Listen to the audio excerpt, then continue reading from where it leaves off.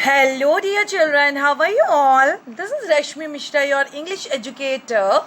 Today, I am here with another topic of Honeydew book of class 8, and the poem name is The Last Bargain, and it is composed or written by Rabindranath Tagore. So, children, see the picture here. The Last Bargain is a story of a small child. Okay, so what you will read in this poem, you will see here. First of all, let's understand something about the poet. Rabindranath Tagore is best known as a poet, but he was a man of many talents. We all knows very well, children, Rabindranath Tagore. ठीक है, वो एक poet थे, लेकिन उनके अंदर और भी बहुत से टैलेंट्स थे. On one hand he was the first Indian to win a Nobel for literature. वो एक पहले इंडियन थे जिन्होंने नोबेल प्राइज़ जीता था लिटरेचर की फील्ड में. एंड एक नॉवलिस्ट थे जिन्होंने लिखी थी और कंपोज किया था an entire genre of songs, यानी कि गानों का पूरा जेनर तैयार किया था उन्होंने.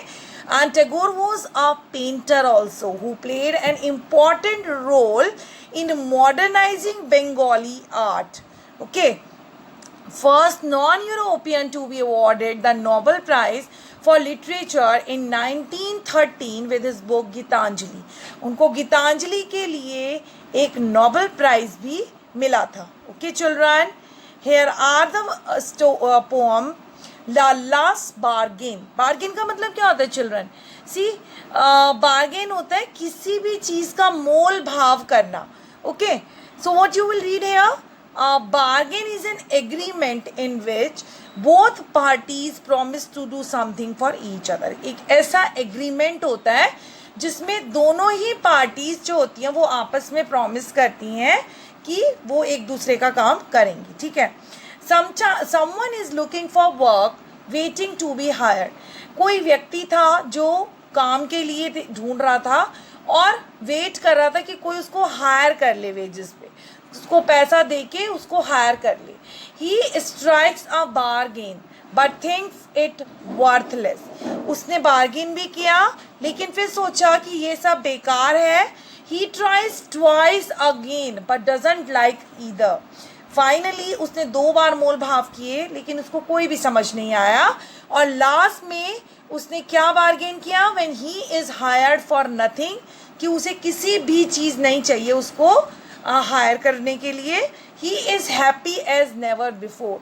और ऐसा होने के बाद वो इतना खुश था कि भाई मुझे कोई मोल भाव नहीं करना है और मुझे कोई खर्चा नहीं करना है. ठीक है ना, मैं किसी से कुछ लेना है ना. And now see children, what is the bargain and why is it the best.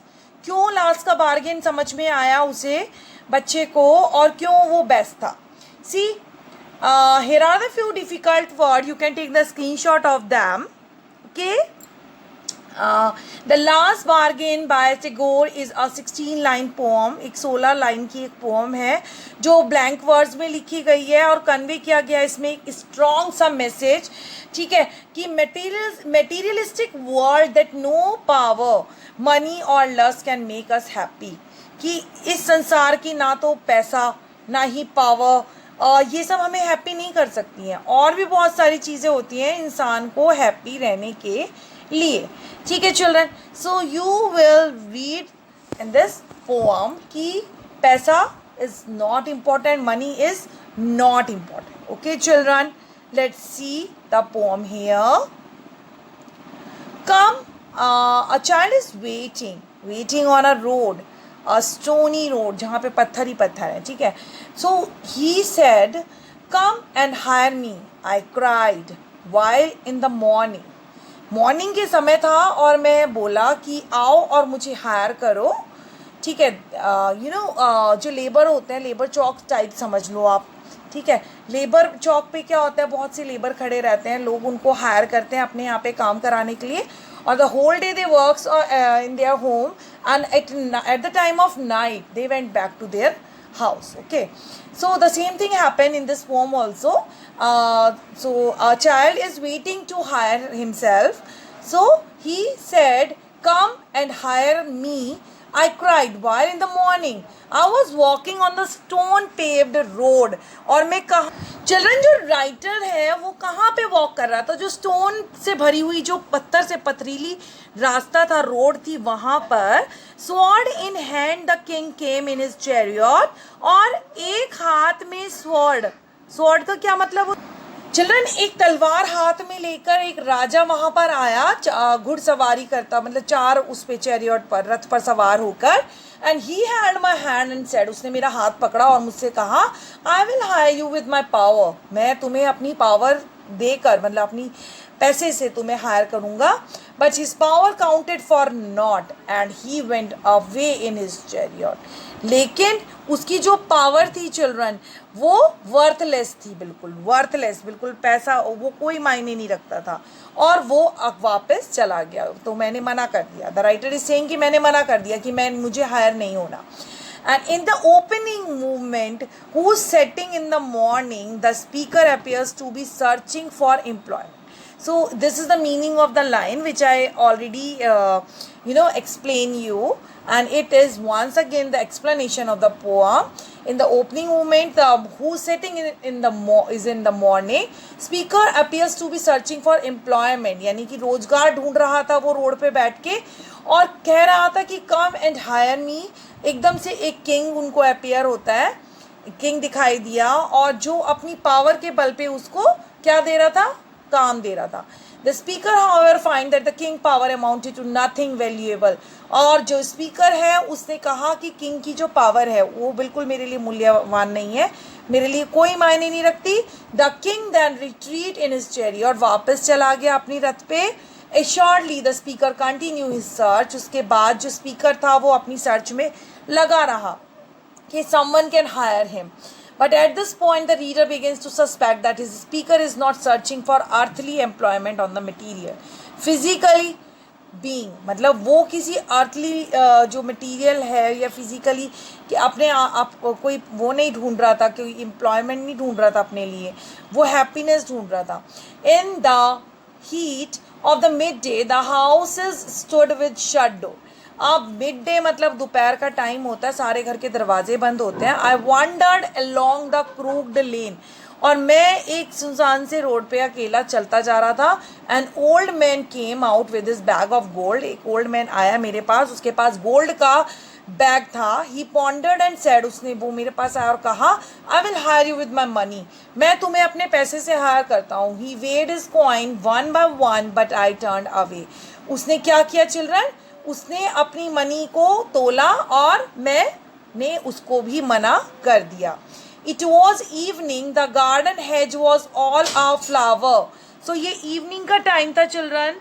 जो गार्डन का जो हेज था, यानी कि गार्डन का जो ओपन एरिया था चिल्ड्रन, वो the garden hedge was all a flower.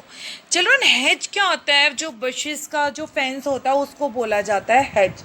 ठीक है, वहाँ पर चारों तरफ क्या थे चिल्ड्रन? फ्लावर ही फ्लावर थे. एंड वहाँ से एक फेयर सी मेड, सुंदर सी एक मेड निकल के आई एंड सेड, और उसने क्या कहा मुझसे कि आई will hire you with a smile, कि मैं तुम्हें हायर करना चाहती हूँ और उसके बदले में स्माइल दूंगी आपको. Her smile पेल्ड and melted into tears. उसकी जो स्माइल थी वो पीली पड़ चुकी थी और एकदम टीयर्स से बह गई, वो स्माइल भी खत्म हो गई. And she went back alone into the dark, और अकेले ही उसको वापस लौटना पड़ा अंधेरे में, क्योंकि मैंने उसको मना कर दिया. No. However, the speaker seeker continue on into evening. जो भी हो, जो स्पीकर था वो फिर भी ढूंढता रहा कि उसको कोई हायर कर ले. When she spies a garden hedge all of flower, जब उसने देखा कि चारों तरफ फूल ही फूल हैं. Then he meets a fair maid. उसके बाद वो एक फेयर मेड से मिला जिसने उसको हायर करने को कहा स्माइल के बदले में. लेकिन continue he denied to her that he don't want to be hired from him. Okay, then now see the sun glisten on the sand. Now see, it is the time of evening. अब जो sun है वो sand पर दिखाई देने लगा डूबता हुआ. And the sea waves broke waywardly. और जो sea की जो waves थी वो भी क्या कहते हैं, लहरें भी उठने लगी. A child sat playing with shells. एक बच्चा shells से खेल रहा था. Shell means होता है सीपियाँ. He raised his head. उसने अपना head उठाया and seemed to know me and said, और मेरी तरफ देखा और कहा कि I hire you with nothing. मैं तुम्हें बिना कुछ दिए ही हायर करना चाहता हूँ. ठीक है. From hence forward that bargain stuck in child's. अब ये जो बार्गेन थी, मेरी मोल भाव, किससे सहमत हुआ मैं? उस बच्चे से सहमत हो गया कि हाँ मैं बिल्कुल सहमत हूँ तुम्हारे से और मैं तुम्हारा हो चुका हूँ. मतलब what ever you will say I will do. Play made me a free man. और चाइल्ड का जो बच्चों का जो गेम था वो मुझे एक स्वतंत्र व्यक्ति बना देगा. Speaker said these lines. Okay. कहता है कि भाई मुझे तो सबसे अच्छा क्या लगा कि बच्चे ने मुझे हायर करा बिना किसी लालच के, और मैं उस बच्चे के साथ जो है वो शेल से खेलूँगा, वही मुझे सबसे ज़्यादा फ्री कर देगा. So what is the summary of the poem, children? The poem Last Bargain has been composed, Rabindranath Tagore के द्वारा कंपोज की गई. And in this poem there was a daily wager who want to be hired. Daily wager means labor. Hire होना चाहता था, road पे जाके बैठ गया मॉर्निंग में. Then a king came. उसके बाद एक राजा आया and wager with his daily wager with his chariot, but his power counted for naught. लेकिन उसकी पावर को भी उसने मना कर दिया. So he disliked his agreement. इसलिए उसको इसका एग्रीमेंट उसने मना कर दिया जब उसने अपनी पावर के बलबूते पे उसके हायर करना चाहा. एंड मिड डे में एक ओल्ड मैन आया उसके पास कॉइन के साथ, एंड उसने अपनी मनी के बलबूते पे उसको हायर करना चाहा, but he denied once again. Evening में एक फेयर सी लेडी उससे मिली जो मेड थी, और उसको भी उसने मना कर दिया. And she would hire him with a smile.